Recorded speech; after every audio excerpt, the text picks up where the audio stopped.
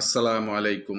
ইন্নাল হামদালিল্লাহ, আসসালাতু আসসালামু আলা রাসূলিল্লাহ, আম্মা বাদ। আজকে যেই বিষয়টি নিয়ে আলোচনা করতে যাচ্ছি সেই বিষয়টি হচ্ছে ঈদে মিলাদুন্নবী বা নবী দিবস অথবা নবীর জন্মোৎসব পালন, নবী দিবসে জশ্নে জুলুস উদযাপন ইসলামে এটি জায়েজ কিনা বা এটি বিদাত কিনা সেই বিষয়টি নিয়ে সংক্ষিপ্তভাবে আলোচনা করার চেষ্টা করব ইনশাআল্লাহুল আজিজ। আল্লাহ সুবহানাহু ওয়া তাআলা পবিত্র কোরআনে সূরা মায়েদা ৫ নম্বর সূরার ৩ নম্বর আয়াতে বলেন, আউযু বিল্লাহি মিনাশ শাইতানির রাজিম,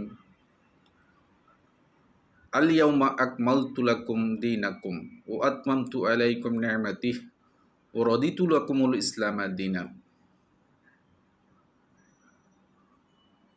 আজকের এই দিনে তোমাদের জন্য তোমাদের দিন পূর্ণাঙ্গ করলাম এবং তোমাদের প্রতি আমার অনুগ্রহ নিয়ামতসমূহ সম্পূর্ণ করলাম এবং ইসলামকে তোমাদের ধর্মরূপে মনোনীত করলাম।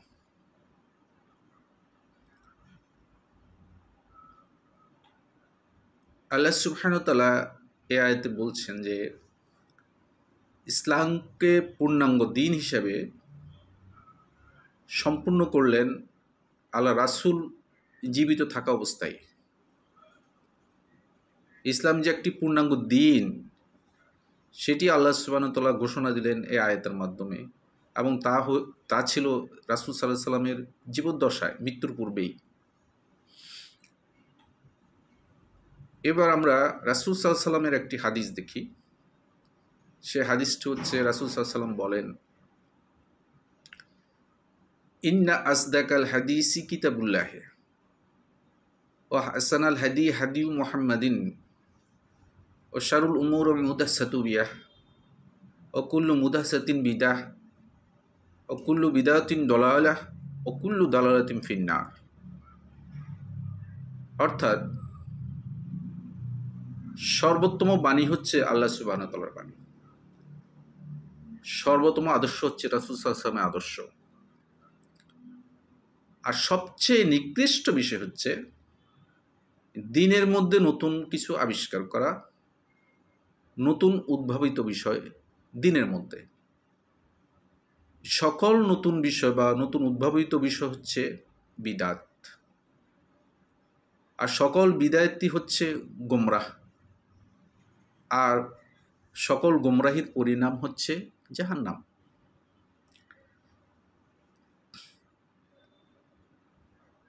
এর অর্থ দিনের মধ্যে ইসলাম যে একটি পূর্ণাঙ্গ দিন রাসূল সাল্লাল্লাহু আলাইহি ওয়াসাল্লামের জীবন দশায় আল্লাহ সুবহানাহু ওয়া তাআলা পরিপূর্ণ করলেন। এই দিনের মধ্যে কেউ যদি নতুন কিছু আবিষ্কার করে, নতুন কিছু সংযোজন করে যার কোনো অস্তিত্ব আগে ছিল না, সেটি হচ্ছে বিদাত। আর সেটি বিদাত মানে সেটা হচ্ছে অগ্রহণযোগ্য, প্রত্যাখ্যাত।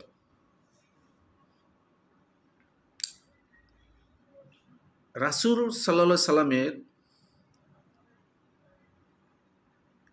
জন্মদিবস পালন বা ঈদে মিলাদুন্নবী শরীয়তের কোনো দলিলে পাওয়া যায় না।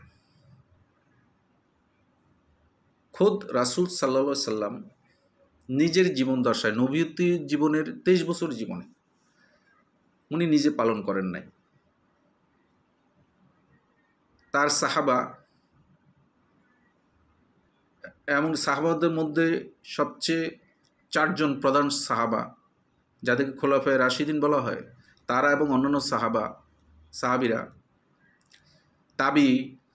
তাবিঈগণ এবং পরবর্তীতে ইমামগণ, ওনারা কেউই এই নবী দিবস বা ঈদে মিলাদুন্নবী করেননি, পালন করেননি এবং করতে নির্দেশও দিয়ে যান নাই। এই দিবসটি, ঈদে মিলাদুন্নবী বা নবী দিবস, সর্বপ্রথম আবিষ্কৃত হয় বা আবিষ্কার করেন ইরাকের ইরবিল শহরের গভর্নর বা আমির বলা হয়, মুজাফফরউদ্দিন কুরতুবী হিজরি সপ্তম শতকের গোড়ার দিকে 605 মতান্তর 625 হিজরিতে উনি এটা আবিষ্কার করেন এবং মিশরে এটা চালু করেন ফাতিমিরা। ইবনে কাসির রাহিমাহুল্লাহ ওনার আজ বিদায় নেহান গ্রন্থে বলেছেন এই ফাতিমি শাসক গোষ্ঠী ছিল কাফের, ফাসেক, ধর্মদ্রোহী। তারা আল্লাহর সিফাত বা গুণাবলীতে অবিশ্বাসী এবং অস্বীকার করে তারা, এবং ইসলামকে অস্বীকার করত তারা। তারা ছিল মাজুসি ধর্ম বিশ্বাসে দীক্ষিত, যা পাওয়া যায় সিরাতে সামি গ্রন্থে উল্লেখ আছে।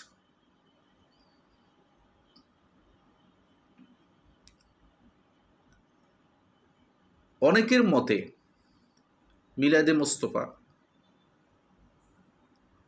প্রায় 1200 বছর পূর্বে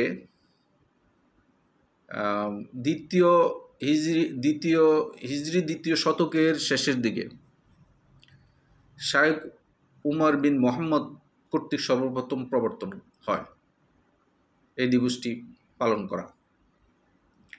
মাউসিলের অধিবাসী ছিলেন এই শায়েখ উমর বিন মোহাম্মদ। জানা যায় তিনি খুবই আশেকে রাসূল ছিলেন এবং আল্লাহর একজন ওলি ছিলেন। রাসূলের প্রতি ওনার ভালোবাসা এত বেশি ছিল যে এর অনুরাগে তিনি রাসূল সাল্লাল্লাহু আলাইহি সাল্লামের জন্ম বৃত্তান্ত আনুষ্ঠানিকভাবে আলোচনার ব্রতী হলেন এবং ওনার এই চর্চার মধ্যেই বিধর্মীদের অনেক অনুসরণ চলে এসেছিল। একই সাথে শরীয়ত বিরোধী অনেক কর্মকাণ্ড ঢুকে পড়েছিল। রাসূল সাল্লাল্লাহু আলাইহি সাল্লামের জীবন দশায় 23 বছর জীবনে উনি কখনো ওনার জন্মদিন বা জন্মদিবস পালন করেননি, বা ওনার সহচর সঙ্গী যারা ছিলেন সাহাবী তাদেরকে পালন করার নির্দেশ দেননি। সাহাবীরা পালন করেন নাই, তাবিঈরা পালন করেননি, পরবর্তী ইমামগণও পালন করেননি। তাহলে এই বিষয়টি আসলো কোত্থেকে? আমি কিছুক্ষণ পূর্বে যাদের কথা আলোচনা করেছি তাদের মাধ্যমে এই বিষয়টা চলে এসেছে। খ্রিস্টানরা আন্দাজে 25শে ডিসেম্বর যীশু খ্রিস্টের বা ঈসা আলাইহিস সালামের জন্মোৎসব, যাকে মিলাদ, বড়দিন অথবা ক্রিসমাস ডে পালন করে খুব আনন্দের সহিত। এমনকি তাদের পরিবারের সদস্যদের বার্থডে তারা আনন্দের সহিত পালন করে এবং এই দৃশ্যটা দেখে বা হয়তো এই কালচারটাকে দেখেই কিছু মুসলিম নামধারী ব্যক্তি আনন্দে মাতোয়ারা হয়ে এই বিধর্মীদের এই কালচারটি ইসলামের মধ্যে এনে পালন করার চেষ্টা করছে, যেটা আসলে ইসলামিক দিনের কোনো একটি অংশ নয়। এটি বিধর্মীদের অনুকরণ। আল্লাহ রাসূল এটাও বলেছেন যারা বিধর্মীদের অনুসরণ করে তারা তাদেরই অন্তর্ভুক্ত।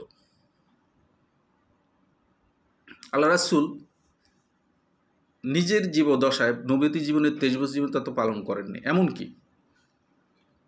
মৃত্যুর আগ পর্যন্ত পূর্ববর্তী কোনো নবী রাসূলের জন্মদিন উৎসবের সহিত পালন করেননি, মৃত্যুদিন শোকের মাধ্যমে পালন করেননি। তো যা রাসূল সাল্লাল্লাহু আলাইহি ওয়াসাল্লামের জীবনে ঘটে নাই এবং রাসূল সাল্লাল্লাহু আলাইহি ওয়াসাল্লামকে নিয়ে ওনার সাহাবীরা করেন নাই, তাবিঈরা করেন নাই, পরবর্তী ইমামগণ করেন নাই, তাহলে এটা আসলো কোত্থেকে? তাহলে এটা দিনের মধ্যে একটা নব আবিষ্কৃত বিষয় হিসেবে প্রমাণিত হলো, কারণ হাদিস দ্বারা সাব্যস্ত নয় এই বিষয়টা। আল্লাহ রাসূল বলছেন যে মান আহদিসু